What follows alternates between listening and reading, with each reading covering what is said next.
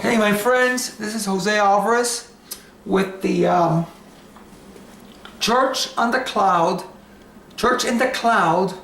YouTube video, and I asked you guys if you like it to subscribe to it. Church in the Cloud YouTube channel. And today, well, let me tell you a brief history. When I got married 20-some years ago, God gave me a supernatural desire to learn to read and study in the New Testament Greek. And I've never gone back again to the English, because it's like between eating lobster and eating ground beef. It's not the truth that sets us free, but the knowledge of the truth that sets us free. And there's no more revelational knowledge that the Holy Spirit gives to us than in the original languages of the Bible. So I always encourage people to pick up here a bit of New Testament Greek.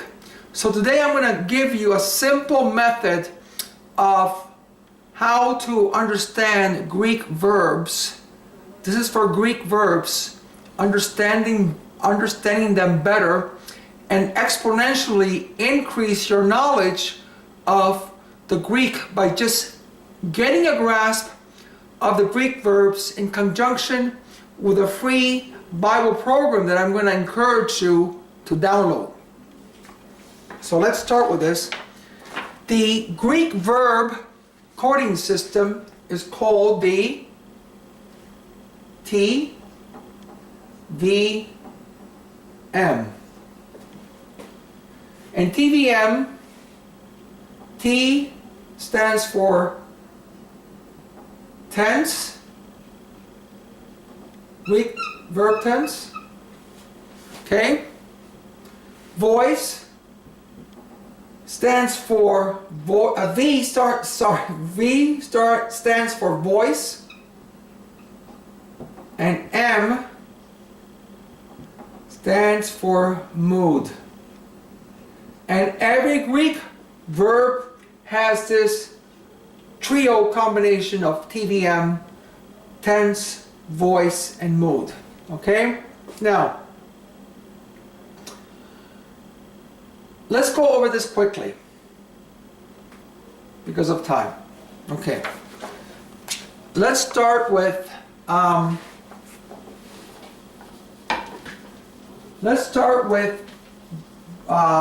tense, the tenses. And there's 5 major verb tenses in the Greek. Okay? Again, going back here, TVM is the Greek verb coding system. Tense, voice, and mood. And every Greek verb has a TVM. Tense, voice, and mood. Okay? So tenses. 5 tenses. There's 5 tenses. 4 voices. And 3 moods. Okay? Tenses. Present is number 1. 2. The aorist. I cannot pronounce it with my Cuban here. Can you see? Okay. Aorist. AORIST. 3 is the perfect tense.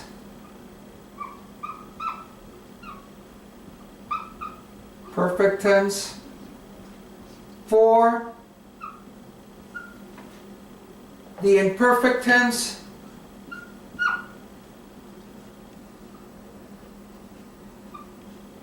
And I'll get out of the way in a moment so you can see us better.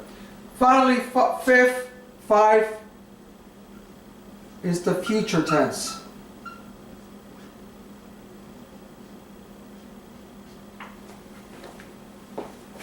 So far, so good? Okay. Present tense aorist tense, perfect tense, imperfect tense, and future. The present tense is self-explanatory. Any Greek verb that's in the present tense is defining action that's happening right now in the present, usually continuous action right now in the now and in the present. Present. Now, the aorist is one of my favorite tenses because it's like the past tense, but it's different to our past tense. The aorist tense does not attempt to define something about the past. It's not concerned about describing what happened in the past. It basically is called the photographic tense. And it's simply a snapshot, a picture, an image on the timeline of history. When it says that Jesus was crucified, we'll see this is in the aorist tense. It really does not care much about the crucifixion or what happened. It's just a snapshot, a photograph on the timeline of history saying, at this time, bang, on this moment of history, Jesus was crucified. And many things concerning faith and believing, so important, is in the aorist tense because God is saying, your faith and belief should be something that it's totally done. It's like a snapshot. You should not be trying to press into it. It's a snapshot. Something completely done, and you should not have to worry about it. There's no reason to doubt. Perfect tense is something that happened in the past. Is a kind of a combination of the aorist, but with the impact of it, plus the impact of it is in the present and even in the future. In other words, the perfect tense describes an event, like an aorist event that happened in the past, but the impact did not stay in the past. It continues today and many times forevermore. When Jesus says, it is finished, it's in the perfect because it happened in the past, but the results of the work of Jesus, when he said, it is finished, and he died on the cross, the impact of that continues not only for now, but forevermore. So the perfect is a very powerful tense. Again, the perfect is something that happened in the past, but its impact continues today and probably even forever. The imperfect deals with continual action that is continuing. In the present, something happens now, it's a present, but the imperfect can be describing something that happened in the past or in the present, but it's continuing. It's kind of a repetitious action or something that is continuous. That's why it's imperfect. It is not finished. So it's called continual action. And the future is self-explanatory. It talks about something that's going to happen in the future. And there's more to that, but we only can describe this. So once again, here are the 5 tenses in the Greek. Present, talking about action in the present. Aorist, talking about an event in the past, but not emphasizing what happened, simply that it's a snapshot, it's a picture in the timeline of history. The perfect, an event in the past, like the aorist, but its impact did not stay in the past. It continues in the present and even to the future. The imperfect, continual action. Continual action. Future is something in the future. So I'm going to erase this. So if you have a piece of paper, please jot it down now. This is in the TVM, the tenses, present, aorist, perfect, imperfect, and future. Okay? Let me erase this now. Again, I told you that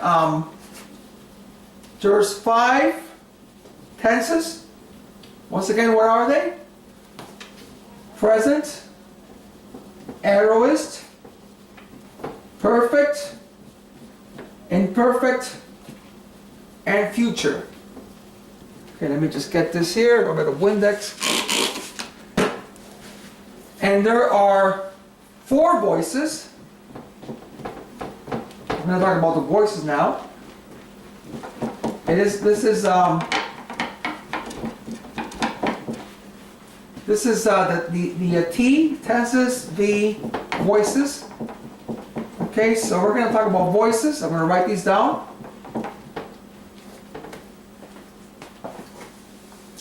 Excuse me. Okay, here we are. You guys ready? Okay, voices.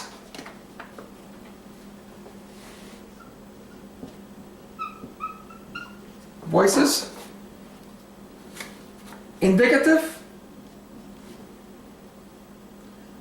In, it's an N. Indicative.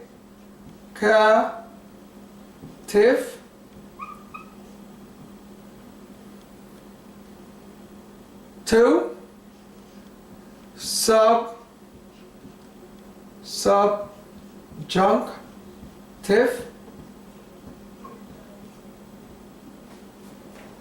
Okay. 3. Imperative.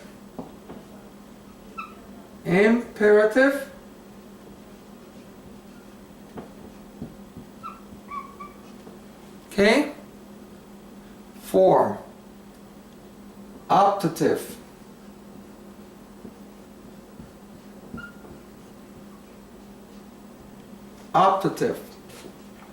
The indicative voice tells us it's the voice of fact. When a verb, no matter what it is, it's in the indicative voice, it means that's a fact. That it is bound to happen or that it has happened, there's no doubt about it. Okay? Fact. The subjunctive, I love the subjunctive. The subjunctive is the voice of strong probability. Many times when Paul talks about the will of God as concerning our part in it, he puts us in the subjunctive because it has to do with the mood of probability, but in accordance to free will. In other words, it will become a fact if we obey God by our free will. But the effect of it becoming a fact might not be true if we don't obey. So subjunctive has to do with choice and free will, and many times the desire of Paul with the subjunctive is that everything in the subjunctive would become a reality, but because it's tied in with our will, it's the mood of strong, it's a voice of strong, it's a voice of strong probability, but with free choice and will. Imperative is basically a command. When Jesus says, our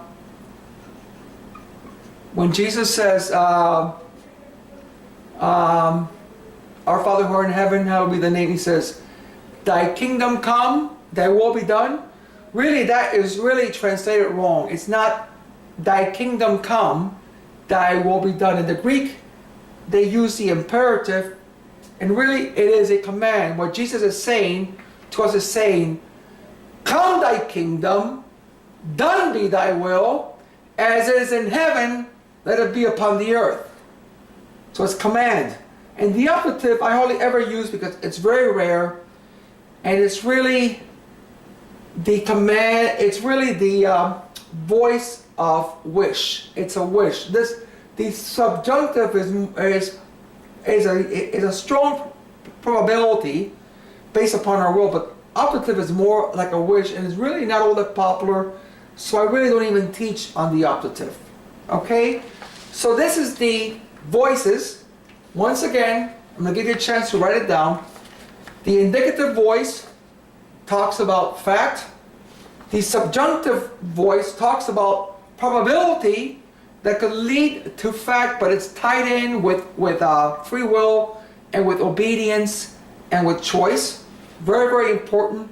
Much of what Paul tells us that our part is, and for God to fulfill it, is in the subjunctive mood, and it requires that we meet certain conditions. The imperative is a command, and the optative is wish, and it's very, very, very rare that we see the optative being used. Okay? Hope that you guys wrote this down. Finally, we're going to jump into moods.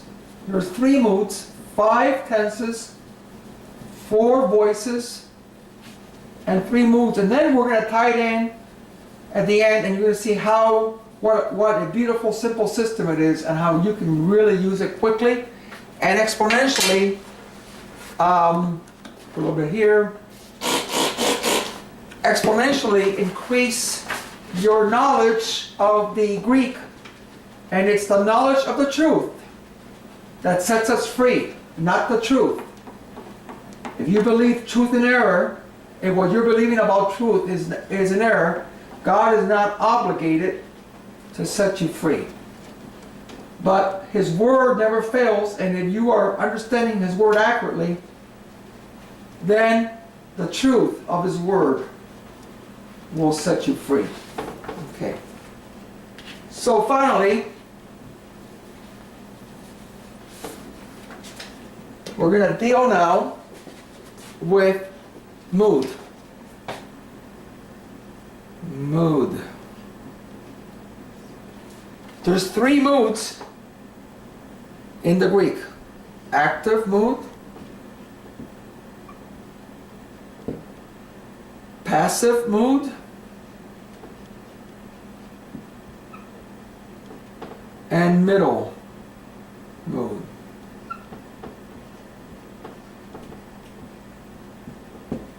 The active talks about the subject doing the action. Like action. Like for example, Richard hit the ball. Okay? Richard is performing the action on the ball. So that's active. But the passive would have been the ball hit Richard. Or, Richard is there, Richard is the subject, but when the ball hits him, he receives the action. He does not perform the action, he receives the action. That's the passive. Action, here it is, receives the action. That's the passive. And many times the passive mood talks about reality or about existence. When we see Greek verbs in the passive, many times we're talking about reality and existence, because it's not that they're doing anything, but there's something that is happening to them. They are receivers of an action, so it becomes kind of an existence or a reality. And the middle does not exist in the English, but the middle is very interesting, because the middle mood it's the subject doing the action. It's like it's a combination of the active and the passive. It's the subject is doing the action, but he's doing it for his own benefit. So it's kind of a revolving action. He's doing it, but he's doing it for himself, and the action comes back to him. So it's a kind of a combination of the active and the passive is the middle. And many things that God does is kind of in the middle mood. I don't have time today, but anyways, because of time, let's put this stuff together now. Okay. And I'm going to show you just the beauty of this system and what you can do with it in just a few minutes. Okay? All right, let me get a little bit more Windex here.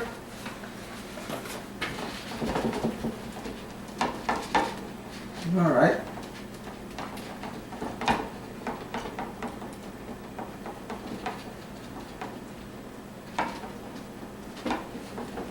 Not perfect, but I think it's good enough. Let me look at my board since I've been moving it. All right. Let's see here. All right. All right, so let's put this into action. TVM. TVM, 5 tenses. Right? What are they?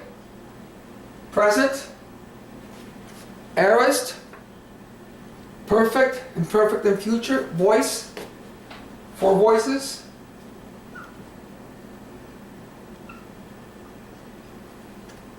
Indicative, subjunctive, imperative, and optative, 3 moods. Active, passive, and middle. Okay? And you can go back and you can look at this tape again. Okay, now, go and download one of my favorite Bible programs, and it's free.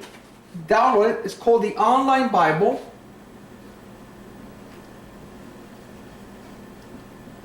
Online, excellent free Bible program that I've been using since the 1990s.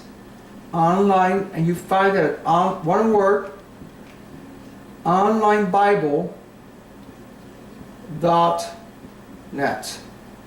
You go to the Online Bible, to the website, and where it says programs or download programs, you download just a full version of it.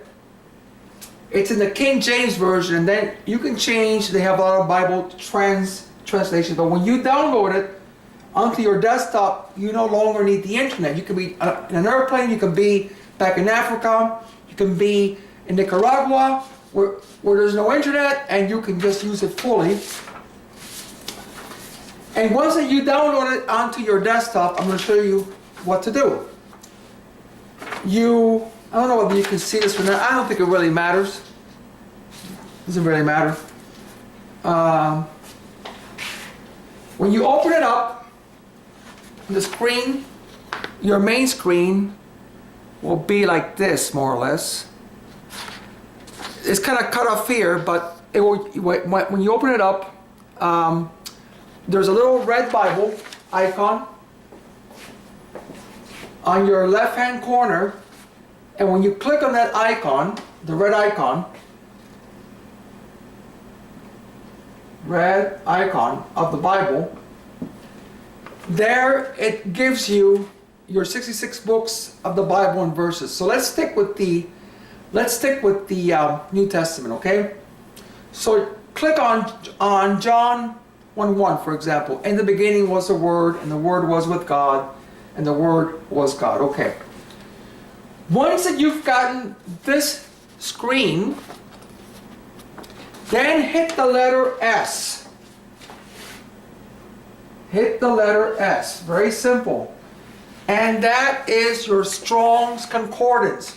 Remember that we talked about the Strong's Concordance in the last program, and how James Strong has coded, I have it here, about 5,624 New Testament words. He's coded them to a particular number.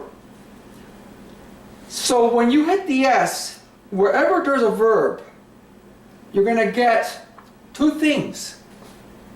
You're going to get, well, for every word, you're going to get the strong number. What you're going to get is you'll see the word, and then there's a bracket. For example, where it says the word, in the beginning was the Word, and the Word was with God, and the Word was God. Well, the word there, the word is the word logos, which is in the Strong's numbering system that James Strong gave to it, he gave it to it the number 3056. Okay? So when you click with your mouse, left click on 3056, it's going to open up another screen that has all the definitions of the Strongs in the Greek. They're going to have it in the English. It's going to tell you that it is a noun. It's going to give you all the Greek definitions in English. It's going to give you the Greek writing of the word. It's going to give you the pronunciation. It's just an amazing program, just for free. But if you get to a verb like Jesus taught, Jesus spoke. Okay, I'm just giving you an example. You're going to get, for the word spoke, which I think it's to speak prophetically. I think it's the word, I forgot what it is now. You will get the Strong system with this caret parentheses, and you'll have whatever it is. I forgot what it is. You'll have the Strong's number, but then next to it, if it's a verb, you will have parentheses. Still with me? Okay, those parentheses still can be seen there? Okay. I'm right here, right? Okay, you can see it. Okay. And that is your TVM. For example, 5719, if it goes like this, you get your Strong's concordance number, Strong's coding, in this caret type of parentheses, which is for Jesus spoke. Let's suppose that it's in the present, okay? Or say Jesus is speaking. Okay, Jesus is speaking. You'll get this caret with the Strongs, and then next to it you'll get the parentheses with the TVM. And 5719 is present, it's present, indicative, active. So what does that mean? Jesus speaks is in the present, indicative, active. That means that he's speaking right now in the present. When he spoke in the Bible, the action is right now. It's indicative. Whatever he said, it's a fact and it's going to come to pass. And then it's in the active, saying that Jesus as a subject did the speaking. A person did not speak to him. He did the speaking. So therefore, in one simple lesson, you can see how you can expand your knowledge of the Greek. Very, very simple, by understanding the TVM. Oh, and one more thing. If you go, I told you that on the left-hand side of the screen, there's a flashlight. There's a red Bible. If you go a little bit further on your icons, and I'll put it here so you can see it. This is the screenshot. I think it's this one here. It's a flashlight. If you hit that flashlight, that's your search feature. The flashlight is your search feature on your online Bible. And you can either put like the word spoke, and it will, when you hit spoke and hit enter, it will give you all the lists. It will give you, for example, or you put the word, it will give you the list of all the verses where the word appears. But if you put, under that flashlight feature, you put 3056, just type in 3056, which is logos, it will give you every verse where the word logos appears in the New Testament. That's amazing. So right now, using a very simple system with the onlinebible.net program that you download onto your desktop, by hitting the S, just the S, it will open up the Strong's numbering system in combination with the TVM, and the TVM is also for the Old Testament. And you can imagine now between your strong words and just your TVM, you know, what you can do